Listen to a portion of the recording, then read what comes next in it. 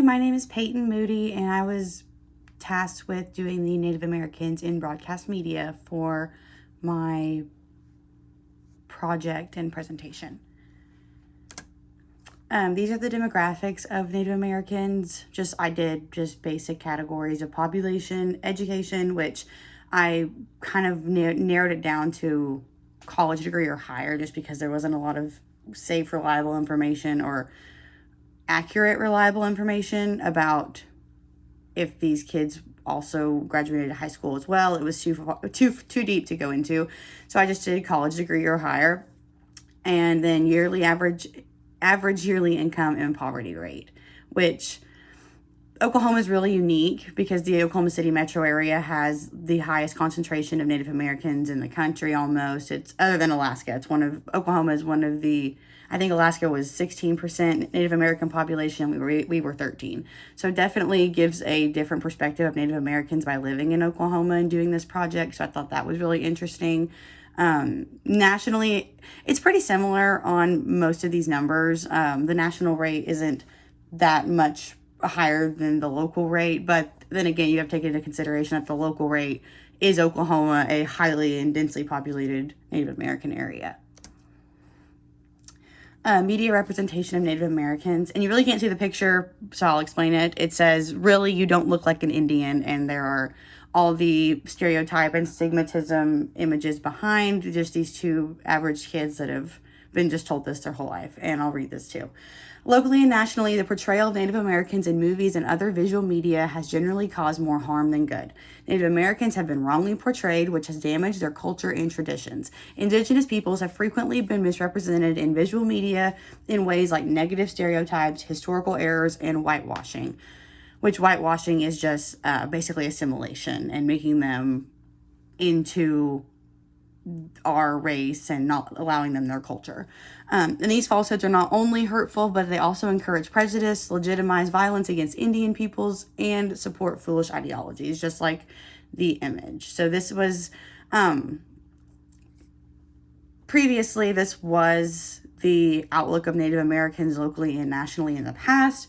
Now it's much better. There are Indigenous groups run a lot of things in Oklahoma, so there are a lot of positive media representation now with the casinos or different agricultural things or boarding schools the Indian groups may be doing in Oklahoma. So it's a lot more positive now, I would say. And these are the national stories I chose. I'm not sure if you wanted us to play them on here. I thought that would kind of be really, really way longer than 10 minutes, so I'm not going to do that. But this one is about the extinction of a type of corn. These are the nationals, these are the locals. The CNN stories were very good. All of them were really well shot. But this one, the top one was about the extinction of about corn, basically. And it was a super big story that blew up about a year ago, or 2 years ago, actually now. But this Indian tribe up in Montana found a way to salvage and save this rare breed of corn. Super great videos, great questions and interviews in the story. Great, really good story. This one, lower below, is about what eagles mean to Native American culture and what they've used the feathers for in the past. Really well shot, really interesting. The shots were beautiful because it was done out in the West. It was beautiful, beautiful. The bottom one was about some human artifacts that were recovered and Native American remains that were recovered and just how they were preserved, how they were got and taken where they needed to go. Really interesting. CNN did really good on these 3 broadcast stories, I would say. This one over here on the right, on the top of the local stories, is just a Native American boost, voter boost for the upcoming election in November, which we have one in June, so they're really doing that big right now. But I would say that it was a package, and I don't think they had enough for a package. It seemed there was a lot of dead spots in the roll, the beat. There was a lot of dead spots and a lot of empty silences throughout, and I would change that. Underneath is a News on 6 story about the general impact of the tribal boarding schools. This one is really interesting because there's a tribal boarding school near my hometown named Jones Academy. So I got to really get a feel for that. And so I might be a little biased on this one, but I thought it was really well shot and really informative for what I already do know about Indian boarding schools. And then the bottom one is just about a Native American poet who reflects on her time as a poet, and really well shot. She was really interesting, so I did enjoy that. And it was more of a single person piece, but still really well done. These are the Native American local representations. It was really hard to find. I had to do some digging, but in the 3 main ones up here, or one in Tulsa, 2 in Oklahoma City, Nate Feakin is the one he's a reporter and news anchor for KFOR in Oklahoma City.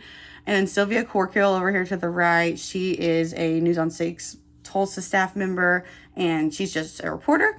And Naomi Keat, she is on KJRH in Oklahoma City, and she is also a reporter. I couldn't find any Native American national personalities, so I just stuck with these guys.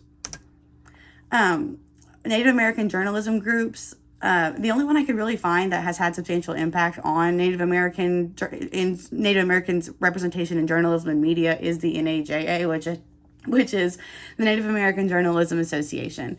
And it serves and empowers Native journalists through programs and actions designed to enrich journalism and promote Native cultures. And they do a lot of really good stuff in the communities. They host writing sessions, writing workshops, essay workshops, like super helpful. They really do a lot for the Native American community, and they've done a lot for them in media. And my conclusion. In this project, I learned how underrepresented and stereotyped Native Americans have been throughout the history of media. Even in today's news climate, Native Americans are still widely underrepresented in the journalism world, as shown on slide 5. However, Native American groups such as the NAJA are working hard to combat these statistics and advocating for Native American representation in media and journalism. And without the helps of these advocacy groups, Native Americans are integrating and educating the world of media. So, I, for one, didn't realize how stereotyped they had been. In history books, they more focus on it as more of a Black against white kind of thing because of slavery, and Native American slavery is not near as broadcasted and talked about as African American slavery. And so I was unaware that they were also stereotyped, along with many other groups that were immigrants or new at the time to the white people. So I had no idea they were just as stigmatized as Black people in some cases. So it was really interesting to get to learn about that and how they've made strides in media today. Thank you.